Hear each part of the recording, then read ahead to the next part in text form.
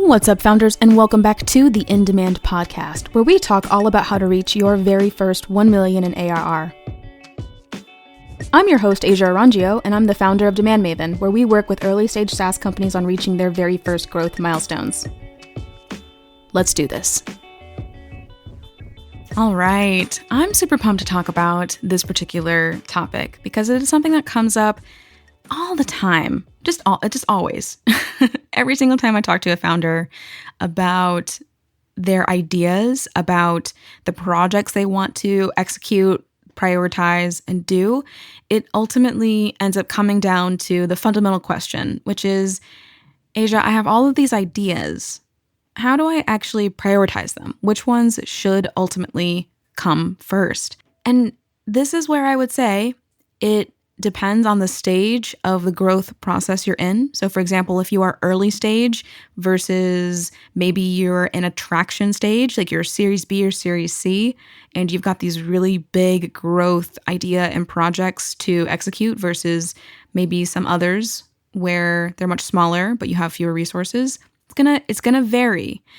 However, there's certainly some frameworks that we're of course going to talk about, and just some really quick and dirty tips and tricks. And then, of course, just, my hot take when it comes to how to prioritize those ideas based off of where you're at in your journey.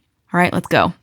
First of all, it completely makes sense. Growth is extremely overwhelming, even for me sometimes. Growth is one of those things where it is my job to think about. It's my job to really brainstorm, to plan, to measure, and to really understand what are the growth levers that are available to us and which ones do we pull at which times. There's also just a billion ideas all the time, and especially as CEO, as founder, as team leader, you are constantly getting exposed to all kinds of different tactics and strategies and practices and opportunities that can help you, and others that might slow you down, just depending on your approach.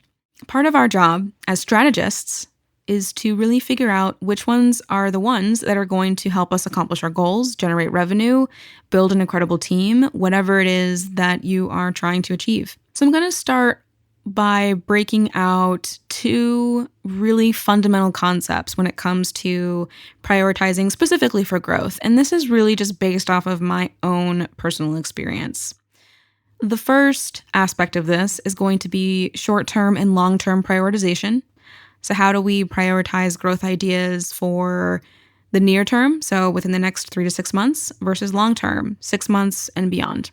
And then the other facet of this is the stage of growth that you're currently in. Whether you are very early stage, maybe you are still really honing in or solidifying product market fit. Maybe you've achieved a certain level of product market fit within a part of the market, but now we need to move into traction. And then, of course, maybe you're in the traction phase. You are growing maybe very fast, but it might not be efficient. It might actually be very wasteful growth.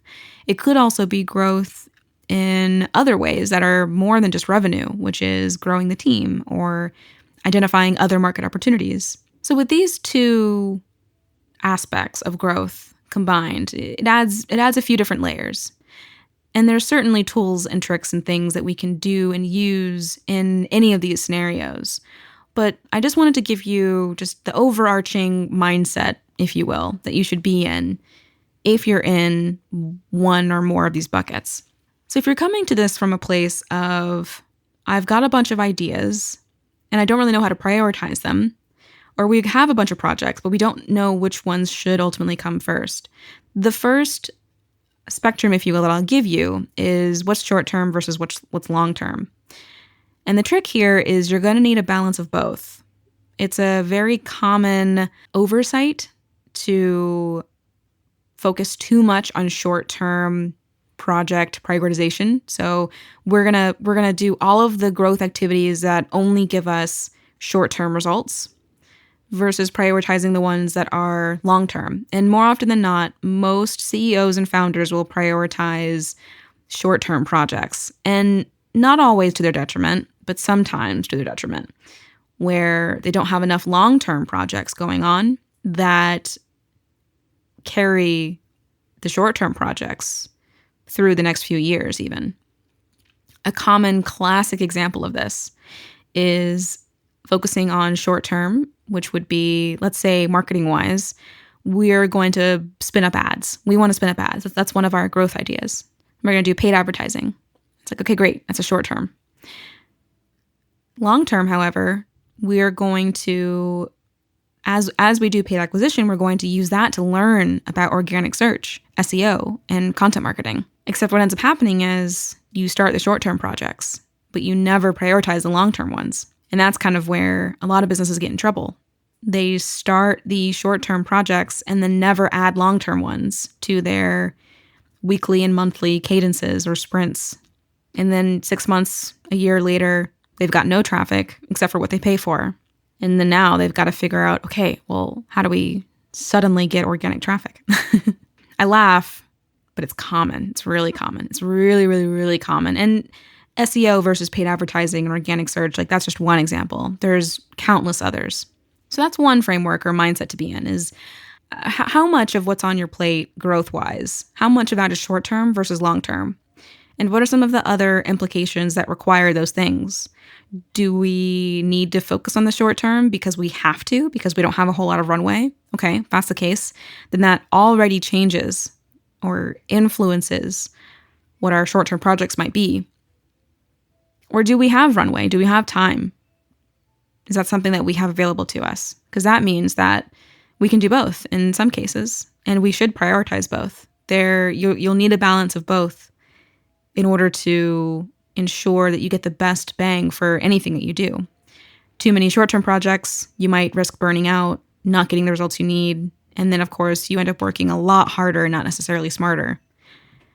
And then too many long-term projects, and you might not see the short-term spikes that give you the confidence that you're headed in the right direction in the first place. It's possible. It happens. It's also normal, I would say. But ideally, you want to get a balance. Balance is key here. The second has much more to do with the phase of growth that you're currently in. And a lot of this has to do with the stage of the business. We always want to be respectful of where we're at in the process and in the cycle of growing the business. Again, you could be very early stage, very early on. And growth projects early on, a lot of it is very tactical.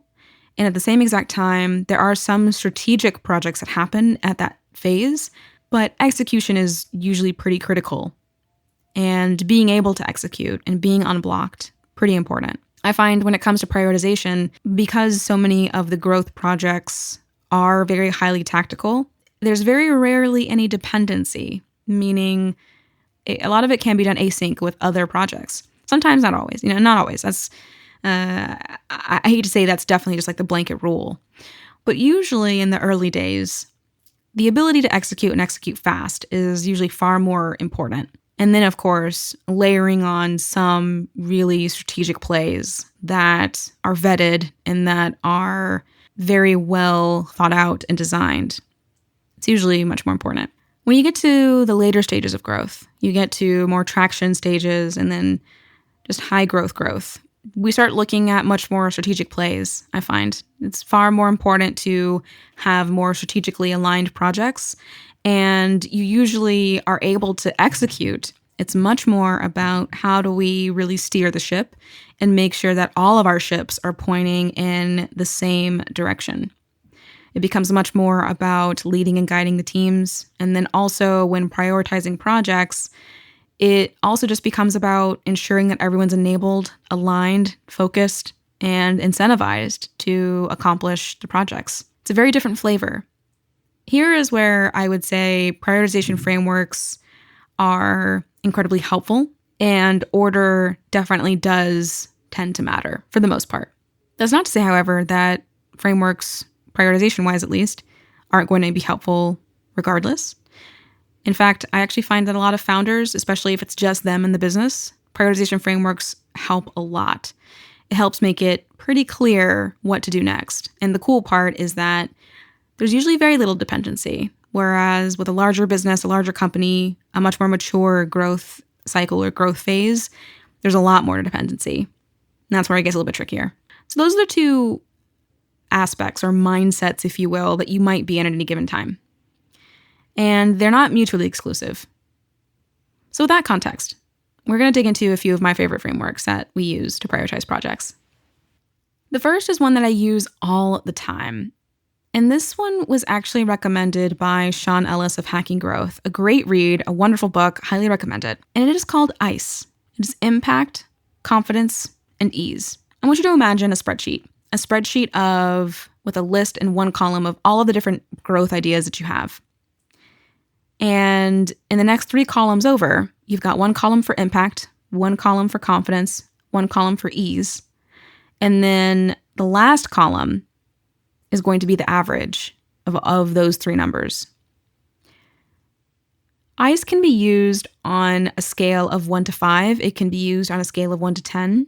I prefer 1 to 5. It keeps it much more simple, maybe a little bit less nebulous of going from 1 to 10. You might find that 1 to 10 is better for you and your team. 1 to 5 might also be better for you as well, might be simpler. But on a scale of 1 to 5, you'll give every single idea a score according to the impact of it, the ease of it, and then, of course, your confidence level. And then after that, you'll take the average of those 3 numbers.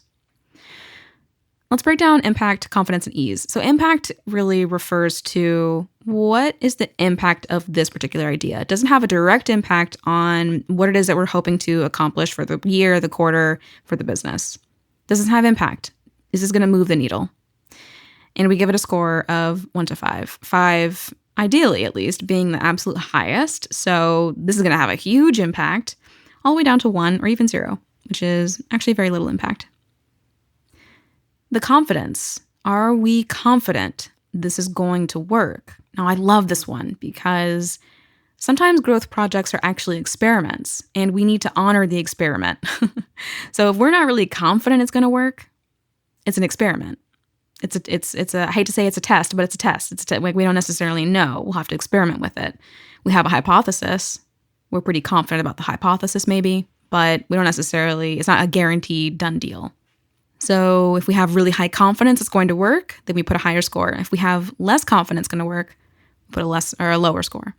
And then finally, ease. How easy is this for us to execute? Do we have the resources, the skills, the team, the people, the tools, etc., the knowledge even to execute this? Is this going to be easy for us? Sometimes content marketing, and I think of content marketing specifically because a lot of technical founders really have challenges with creating content regularly. It's not easy for them. They're confident it'll work. It's going to have really high impact, but the ease is so low. And so then the average of that idea ends up actually kind of being a little bit lower. And this is one of those situations where, depending on the framework or the mindset that you're in, if you need short-term or you need long-term goals or projects, then you might put content marketing in the long-term bucket, but you have to overcome the ease part. This is how an average can certainly help really highlight some things about how you think about certain projects.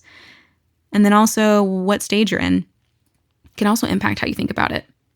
In a short-term world, content marketing might seem like overkill. And then in a long-term world, content marketing is clearly the way to go. So we probably need to figure out how to overcome the ease aspect of it.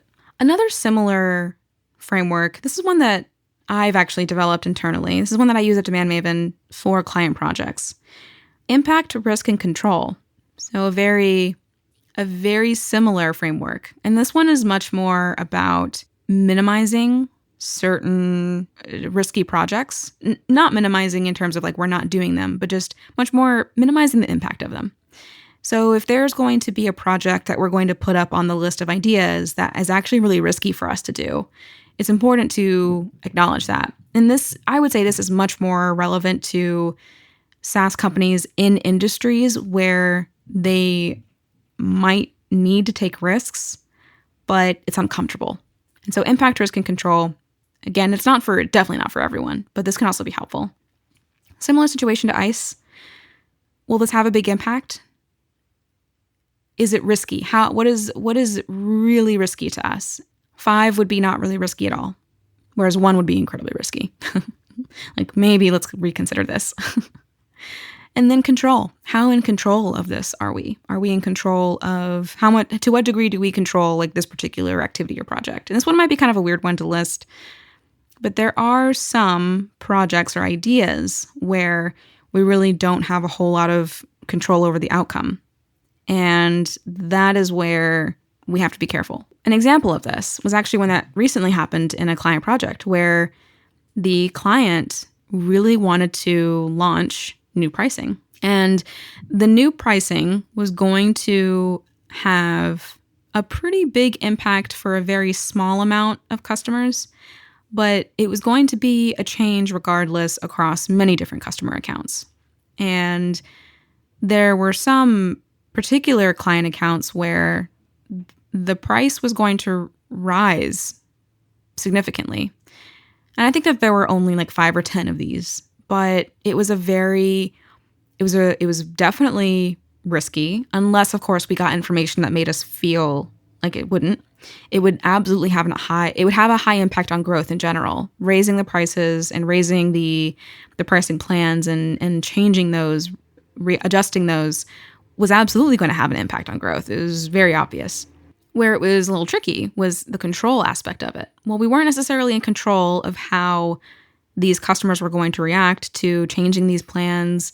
It was also during 2020 COVID pandemic year. And it was very, very likely that we could lose some customers, maybe more than what we were hoping to gain. And so the risk was, I would say, relatively high. And then the control was relatively high. So in this case, I'd give it lower scores. You know, a high control score in this case would be, oh, well, we're super in control of what happens after. In this case, I would actually say we were closer maybe to like 2 or 3. We were much less in control. And then the same thing for risk. It was pretty risky. It was going to significantly impact a few customers, and it's definitely risky. So again, lower scores there. And by the average, you'd think, oh, man, well, this idea is great, but if there's another that is better, then we should do that. And the fun part about this is that, well, we technically already were. We'd already prioritized all the other ideas, and this one was the next one on the list to tackle. And so my approach to it was, well, if we can reduce the risk, and if we can be comfortable or confident in our level of control, then this is a very worthy project regardless, because it has a high impact. And that is exactly what a framework that helps you prioritize, at least, helps you do. It helps you have those conversations. So after talking about it with the client, we decided that the best approach would be to phase out the approach, to get feedback first before we just launched it. And the feedback was positive. And that made us increase the control score a little bit, and also the risk score a little bit. It suddenly became much less risky, and we actually had more control than we thought. It was great. One of the other prioritization frameworks, and this is one that you can tack on to any of these ideas. It could also be one that you'd use independently, and it's just time to revenue. How quickly can you expect to see revenue from any of the projects that you have on the list? And this is, again, that short-term versus long-term mindset that I mentioned earlier in this episode. Some of these projects and ideas that you might have, some of them are very much the short term, and others might be over time, over a long period of time, more than 6 months, which in SaaS or startup world feels like a very long time. But sometimes our projects or ideas, sometimes they do have a revenue path, and that time to revenue is something to keep in mind, especially if it is something that is incredibly worthwhile and can complete the short-term versus long-term requirement. So again, you can actually add this as a column to any of these frameworks. You can also just use this independently. Either one works. But that could also help really give you a sense of, based off of the projects that we have, the things that we're thinking about, our ideas. Some of these are going to take a lot longer. Others are going to be, hopefully, a lot shorter. We'll be able to learn from them much faster. The next framework to use, or prioritization framework, if you will, actually has a lot more to do with the funnel itself. This one is much more relevant to early stage SaaS businesses and their founders. Something that comes up often in any kind of growth planning for an early stage company or a company that does not have a marketing team is, what do we do first? What do we execute first? And when it comes to marketing and growth, usually we reverse engineer funnel-wise what growth should look like.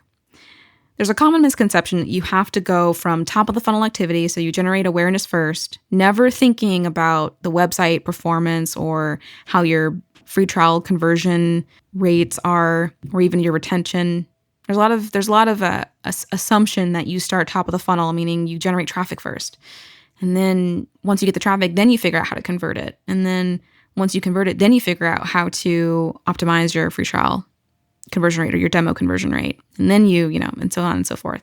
You go from top of the funnel to middle of the funnel and bottom of the funnel. To me, what I find is much more successful for early stage founders is to actually reverse this process and to start with making the bottom of the funnel as seamless as it possibly can be, and then moving up to middle of the funnel and then top of the funnel. And the reason for that is because it's much more expensive to drive a lot of traffic to a website that doesn't convert, and then to therefore also not actually convert free trial users.